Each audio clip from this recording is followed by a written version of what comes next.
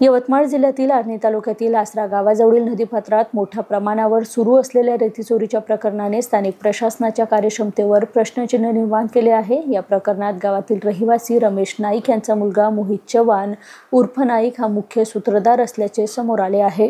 मिळालेल्या माहितीनुसार मोहित चव्हाण आपल्या मित्र आणि नातेवाईकाच्या मदतीने दररोज 3 टिप्पर आणि 2 ट्रॅक्टरच्या सहाय्याने नदीपात्रातून मोठ्या प्रमाणावर रेती चोरी करीत आहे।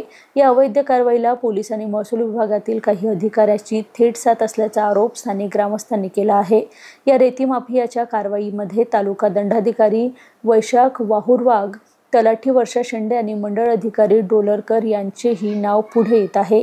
या अधिकाऱ्यांना नियमित लाच देऊन मोहित चव्हाण अवैध रेती वाहतूक सुरू ठेवत असल्याची चर्चा आहे।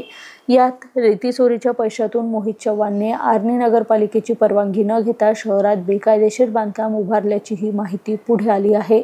या बांधकामामुळे नगरपालिकेच्या अधिकाऱ्यांनी जाणीवपूर्वक दुर्लक्ष केल्याची शक्यता व्यक्त केली जात आहे। दरम्यान जिल्हाधिकारी श्री मीना यांनी या प्रकरणाकडे दुर्लक्ष केल्याने नागरिकांमध्ये तीव्र संताप व्यक्त केला जात आहे।